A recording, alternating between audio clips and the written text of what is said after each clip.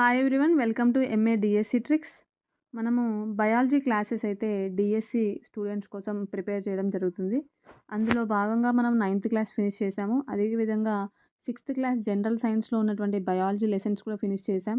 అదేవిధంగా ఇప్పుడు సెవెంత్ క్లాస్లో ఉన్నటువంటి లాస్ట్ లెసన్ అయినటువంటి మొక్కలు మరియు జంతువులలో రవాణా అనేటువంటి టాపిక్ని మనం చదువుతున్నాం. మరి సెవెంత్ క్లాస్లో ఉన్నటువంటి రిమైనింగ్ బయాలజీ లెసన్స్ ఆల్రెడీ మనము వీడియో క్లాసెస్ చేయడం జరిగింది. ఇంకా ఎవరైనా ఆ లెసన్స్ వినకపోతే మీకు డిస్క్రిప్షన్లో వాటి యొక్క లింక్స్ నేను ప్రొవైడ్ చేస్తాను. ఒకసారి చెక్అవుట్ చేయండి. అండ్ ఇంకో విషయం ఏంటి అంటే, ఈ సెవెంత్ క్లాస్ బయాలజీ లెసన్స్ చదివితే మీకు 10th క్లాస్ బయాలజీ చదివేటప్పుడు మీకు చాలా యూజ్ అవుతుందన్నమాట. కొంచెం ఈజీ చేస్తుంది. సో ఎవరైనా ఇంకా ఆ క్లాసెస్ వినకపోయినా లేదంటే మీరు చదవకపోయినా కూడా పర్సనల్గా డెఫినెట్లీ చదవండి. ఓకేనా? మరి మనం లేట్ చేయకుండా టాపిక్లోకి వెళ్ళిపోదాము. ఇక్కడ మొక్కలు మరియు జంతువులలో రవాణా అని చెప్పేసి చెప్తున్నాం. రవాణా అంటేనే మీకు ఇక్కడ అర్థమైపోవాలి, మనము రక్త ప్రసరణ వ్యవస్థ గురించి మనం డిస్కస్ చేస్తున్నాము అని. ఓకేనా? మరి జీర్ణమైనటువంటి ఆహారం చిన్న పేగు నుండి వివిధ భాగాలకు రవాణా చేయబడుతుంది. మరి చిన్న పేగులో ఆహారం అనేది ఏ విధంగా నిల్వ చేయబడి ఉంటుంది? మనం ప్రీవియస్ క్లాస్లో చెప్పుకున్నాం. ఆహారం అనేది గ్లూకోజ్ రూపంలో నిల్వ చేయబడి ఉంటుంది. మరి చిన్న పేగుకు అతుక్కొని ఉన్నటువంటి చిన్న చిన్న రక్తకేశ నాళికలు ఏం చేస్తాయి? రక్తకేశ నాళికల్లో ఏముంటుంది? రక్తం ఉంటుంది కదా!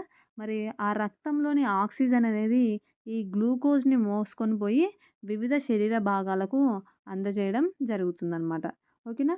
మరి నెక్స్ట్ వచ్చేసి సూక్ష్మ క్రిములతో పోరాడేవి.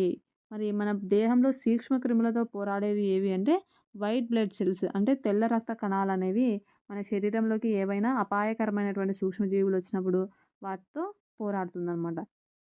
నెక్స్ట్ వచ్చేసి రక్త ఫలికల యొక్క విధి ఏంటి అంటే రక్తం గడ్డకట్టడం. రక్తం గడ్డకట్టే విధిని ఇది చేస్తదనమాట. అంటే ఏదైనా గాయాలు తగిలినప్పుడు, ఫర్ సపోజ్ ఎక్కడైనా కింద పడినప్పుడు మనకు ఫ్లూయెంట్‌గా బ్లడ్ పోతుందనుకోండి, కొంతసేపటికి మనము అబ్జర్వ్ చేసినామంటే అది అదంతట అదే ఆగిపోతదనమాట. మరి తనంతట తానే ఆగిపోవడానికి అక్కడ ఏం క్రియ జరుగుతుంటది అంటే, బ్లడ్ ఫ్లో అయ్యేటప్పుడు ఈ రక్త ఫలికికలనేవి ఒక నెట్ లాగా, ఫైబర్స్ కదా ఇవి, తంతులు కదా! ఇవి ఒక వలలాగా అక్కడ గాయం జరిగిన చోట ఏర్పడతదనమాట. ఇట్లా వలలాగా ఏర్పడినప్పుడు ఏమైతది? ఆటోమేటిక్‌గా బ్లడ్ అనేది బయటికి రాదనమాట. బయటికి బ్లడ్ ఫ్లో కాకుండా ఈ రక్త ఫలికలనేవి అడ్డుకుంటాయి. ఓకే. క్లియర్ కదా! నెక్స్ట్ చూద్దాం. మరి రక్త ప్రవాహ వేగము, అధిక ఒత్తిడి వల్ల ధమనుల గోడలనేవి మందంగా ఉంటాయి. ఓకేనా? రక్త ప్రవాహ వేగము అంటున్నాం. ఇక్కడ ఏమవుతది? జఠరికలో నుంచి దైహిక మహాధమని ద్వారా మరి మంచి రక్తం అనేది శరీర అన్ని భాగాలకి సరఫరా చేయబడుతది. వీటిలో కవాటాలనేవి ఉండవు. ఎప్పుడైతే కవాటాలనేవి ఉండకపోతే, ఇప్పుడు ఫర్ సపోజ్ ఇక్కడ చూడండి. ఇదొక ఇది దైహిక మహాధమని అనుకోండి. ఇది జనరల్‌గా ఒక నాళం అనుకోండి. ఈ కొన్నిటికి ఇట్లా మధ్య మధ్యలో కవాటాలుంటాయి. ఇట్లా కవాటాలున్నప్పుడు ఏమైతది? బ్లడ్ ఫ్లో అనేది ఆగిపోతది. ఎందుకంటే డోర్స్ ఉన్నాయి కాబట్టి, ఆ డోర్ ఓపెన్ అవ్వాలి, దాంట్లోకి పోవాలి. డోర్ ఓపెన్ అవ్వాలి, దాంట్లోకి పోవాలి. దైహిక మహాధమనిలో మనకు ఎటువంటి కవాటాలనేవి ఉండవు. కవాటాలు లేనప్పుడు ఏమవుతది? రక్త ప్రవాహం అనేది చాలా ఫాస్ట్‌గా ఉంటది కదా! అదే చెప్తున్నాడిక్కడ. రక్త ప్రవాహ వేగము, అధిక ఒత్తిడి. ఒత్తిడి గూడా అధికంగానే ఉంటుంది గదా! ఎటువంటి కవాటాలు లేనప్పుడు ఏమవుతది? దీని యొక్క రక్తం యొక్క ప్రెషర్ అనేది గూడా ఎక్కువగా ఉంటది. కాబట్టి దానివల్ల ధమనుల గోడలనేవి మందంగా ఉంటాయి అని చెప్తున్నాడు. ఇక్కడ మీకొక చిన్న డయాగ్రామ్ చూపిస్తా చూడండి. ఇక్కడ చూడండి. ఇవి ధమనులు, ధమనుల యొక్క గోడలు అడ్డుకోత. ఇది సిరల యొక్క గోడల అడ్డుకోత. మరి ధమనుల యొక్క గోడలు చూడండి ఎంత మందంగా ఉన్నాయో కదా! ఎంత మందంగా ఉన్నాయి గదా! అదే సిరల యొక్క గోడలు చూస్తే చాలా పల్చగా ఉన్నాయి.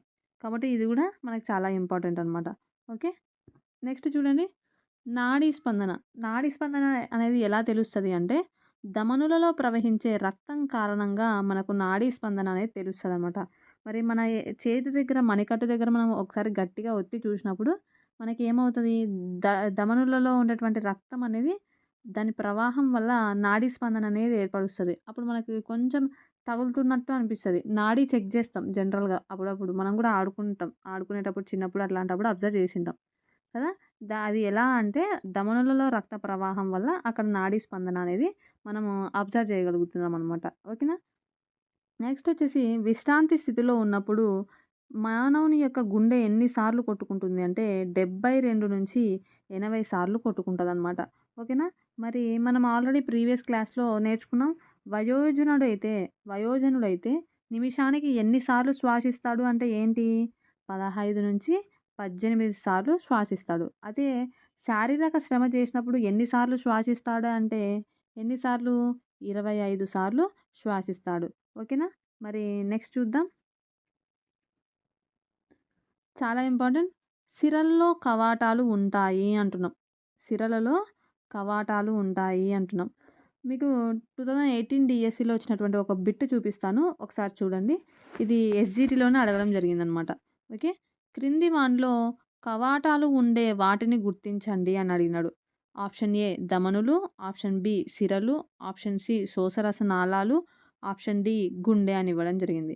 ఏబీ మాత్రమే, బీసీ మాత్రమే, ఏబీసీ మాత్రమే, బీసీడీ మాత్రమే అని ఇవ్వడం జరిగింది. మరి ఇక్కడ చూడండి సిరలలో కవాటాలనేవి డెఫినెట్‌లీ ఉంటాయి. ఎందుకు అంటే మరి శరీరంలో ఉన్నటువంటి చెడు రక్తాన్నంతా తీసుకొని పోయి గుండెకిస్తది. మరి కింద నుంచి పైకి రక్తం తీసుకుపోయేటప్పుడు రక్తం మళ్ళీ తిరిగి వెనక్కి పడకుండా ఏం చేస్తాయి ఈ కవాటాలనేవి అడ్డుకుంటాయన్నమాట. అదేవిధంగా గుండెలో గూడా మనము అగ్రత్రయ కవాటం అని, అగ్రద్వయ కవాటం దీన్నే మిట్రల్ కవాటం అని గూడా మనం చదివింటాం. కదా! అంటే మరి గుండెలో గూడా మనకి కవాటాలనేవి ఉన్నాయి. అదేవిధంగా శోషరస నాళాలు లింఫాటిక్ సిస్టమ్‌లో ఉన్నటువంటి నాళాలలో గూడా మనకి కవాటాలనేవి ఉంటాయి. ఇవి మనం 10థ్ క్లాస్‌లో డీటెయిల్‌గా చదువుదాం. సో, ఇక్కడ మనకి ఆన్సర్ ఏమవుతదప్పుడు? బీసీడీ మాత్రమే. ఓకేనా? మరి ఇది మనకు ప్రీవియస్‌లో అడిగినటువంటి ఒక బిట్ అనమాట. ఓకే. నెక్స్ట్ చూద్దాం. హృదయం లేదా గుండె వివిధ గదులు లయబద్ధంగా కొట్టుకోవడం రక్త ప్రసరణను నిర్వహిస్తుంది. ఓకే. మరి మరి రక్త ప్రసరణను నిర్వహించేది ఏది? మనకు హృదయం అనమాట. గుండె. తర్వాత ఇది రవాణాను కూడా చేస్తది కదా! మనం ఆల్రెడీ చెప్పుకుంటున్నాం. ఆక్సిజన్‌ని మోసుకొనొస్తది. ఆహారాన్ని వివిధ భాగాలకు సరఫరా చేస్తది. అదేవిధంగా రకరకాల మలినాలేమన్నా ఉంటే రక్తం ద్వారానే మనకి మూత్రపిండ వ్యవస్థకు రవాణా చేయబడతాయి. కాబట్టి రక్తం అనేది అనేక పోషకాలు కలిగినటువంటి అంశాలను మోసుకొని పోతూ ఉంటది. సో, రవాణాకు మనకి రక్తం అనేది ఉపయోగపడతది. నెక్స్ట్ ఇక్కడ చూడండి. రక్తం ఉండని జంతువులు అని చెప్పేసి మనకు 2 జీవుల గురించి ఇవ్వడం జరిగింది ఎగ్జాంపుల్స్. స్పంజికలు మరియు హైడ్రా అనేటువంటి ఈ జీవులలో మనకు రక్తం అనేది ఉండదనమాట. మరి నెక్స్ట్ చూడండి. రక్త ప్రసరణ వ్యవస్థను కనుగొన్నటువంటి వ్యక్తి ఎవరు? William Harvey. ఈయన గురించి కూడా మనం 10థ్ క్లాస్‌లో డీటెయిల్‌గా చదువుతాం. మరి రక్త ప్రసరణ వ్యవస్థ గురించి కనుక్కున్నాడు కాబట్టి ఈయనను ఏమని పిలుస్తామంటే సర్క్యులేటర్ అని పిలవడం జరుగుతది. ఓకేనా? ఈయనకి ఇచ్చినటువంటి బిరుదేంటి? సర్క్యులేటర్. తర్వాత చూడండి. రక్తం మూత్రపిండాలను చేరేటప్పుడు ఉపయోగకరమైన, హానికరమైన పదార్థాలు రెండింటినీ కలిగి ఉంటుంది. చాలా చాలా ఇంపార్టెంట్. ఉపయోగకరమైనటువంటి పదార్థాలుంటాయి. అదేవిధంగా హానికరమైనటువంటి పదార్థాలనేవి ఉంటాయి. ఒకసారి మీకు చూపిస్తా చూడండి. చూడండి. మరి ఇక్కడ మనం నెఫ్రాన్ స్ట్రక్చర్ అబ్జర్వ్ చేసినప్పుడు మరి ఇక్కడ మూత్రపిండానికి చేరినప్పుడు, ఈ నెఫ్రాన్‌కి చేరినప్పుడు ఏమవుతదంటే రక్తంలో 2 ఉంటాయన్నమాట. ఓకేనా? రక్తంలో ఉపయోగకరమైనటువంటి అంశాలుంటాయి. హానికరమైనటువంటి అంశాలు గూడా ఉంటాయి. ఎప్పుడైతే ఈ బౌమెన్స్ క్యాప్సూల్ ఉంటది గదా! ఈ బౌమెన్స్ క్యాప్సూల్‌లో ఏమవుతదంటే రక్తం అనేది శుద్ధి చేయబడతది. ఓకేనా? అప్పుడు ఇక్కడ ఏమవుతదంటే మలినాలనేవి వేరవ్వడము, మంచి రక్తం అనేది వేరవ్వడం అనేది జరుగుతది.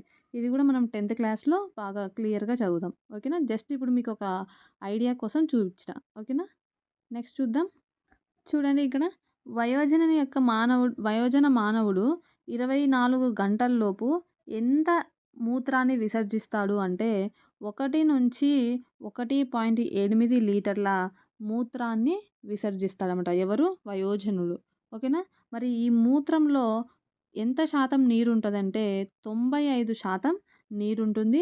అదేవిధంగా 2.5% యూరియా ఉంటుంది. అదేవిధంగా 2.5% ఏంటి ఉంటుంది? ఇతర వ్యర్థాలుంటాయి. మరి 2.5, 5% అదొక 95% టోటల్‌గా 100%. ఓకేనా? నెక్స్ట్, నెక్స్ట్ చూద్దాం. చేపలు అంటున్నాం. చేపలు మరి ఏ రూపంలో విసర్జిస్తాయి అంటే, అమ్మోనియా రూపంలో విసర్జిస్తదనమాట. చాలా ఇంపార్టెంట్. నెక్స్ట్ పక్షులు, బల్లులు, పాములు వంటి భూచర జీవులు ఏ రూపంలో విసర్జిస్తాయంటే, యూరిక్ ఆమ్లం రూపంలో విసర్జిస్తాయి. బట్ ఇది ఎలా ఉంటది అంటే, సగం ఘనం రూపంలో ఉంటది. అదేవిధంగా తెలుపు రంగు సమ్మేళనం అనమాట. ఇప్పుడు మనం జనరల్‌గా అబ్జర్వ్ చేసుంటాం. బల్లులది గానీ, పక్షులది గానీ ఎలా ఉంటది? సెమీ లిక్విడ్ లాగుంటది కదా! కంప్లీట్ లిక్విడ్ ఉండదు. కంప్లీట్‌గా డ్రైగా ఉండదు. అది ఎలా ఉంటదంటే సగం గ సమగ సగం ఘన రూపంలో ఉంటదనమాట. ఓకేనా? అంటే ఏ విధంగా ఉంటది? తెలుపు రంగులో ఉంటది. మనం జనరల్‌గా కాకులు, పక్షులు రెట్టలేసినప్పుడు చూస్తాం గదా! అది తెలుపు రంగులో ఉంటది. సో, అదేంటి అంటే యూరిక్ ఆమ్లం అనమాట. ఓకేనా? నెక్స్ట్ చూడండి. మానవుని ప్రధాన విసర్జన పదార్థం ఏది అంటే యూరియా. నెక్స్ట్ బాష్పోత్సేకం మొక్కను చల్లగా చేస్తుంది. మరి మనిషిలో చెమట రూపంలో ఎప్పుడైతే వాటర్ ఎవాపరేట్ అవుతదో, మన మనిషి బాడీ ఎలా అయితే చల్లగా అవుతదో, సేమ్ మొక్కలలో గూడా పత్ర రంధ్రాల ద్వారా బాష్పోత్సేకం జరిగినప్పుడు మరి పత్ చెట్టు అనేది గూడా చల్లబడతదనమాట. ఓకేనా? మరి ఈ అంశాలనేవి మనకు ఈ లెసన్‌లో మోస్ట్ ఇంపార్టెంట్‌గా ఉన్నాయి. ఒకసారి వీడియో విన్న తర్వాత ఇంకోసారి జస్ట్ లెసన్ అలా రివైజ్ చేయండి. మీకు కొన్ని చిన్న చిన్న పాయింట్స్ నేను అంటే చదివితే అర్థమవుతాయి అనుకున్న పాయింట్స్ నేనేం చెప్పలేదు. సో, అవి గూడా మీకు అర్థమైపోతాయి. ఓకేనా? మరి ఈ క్లాస్ మీకు చాలా యూజ్ అవుతుందని నేను ఆశిస్తున్నాను. మరి ఈ వీడియో గనుక మీకు నచ్చినట్టయితే లైక్ చేయండి, షేర్ చేయండి. అండ్ ఏవైనా డౌట్స్ ఉంటే కామెంట్ బాక్స్‌లో తెలియజేయండి. అండ్ మీ ఒపీనియన్స్ కూడా తెలియజేయండి కామెంట్ బాక్స్‌లో. అండ్ సబ్స్క్రైబ్ చేసుకోవాల్సిందిగా మనస్ఫూర్తిగా కోరుకుంటూ సెలవు తీసుకుంటున్నాను. Thank you. Thank you so much and have a nice day.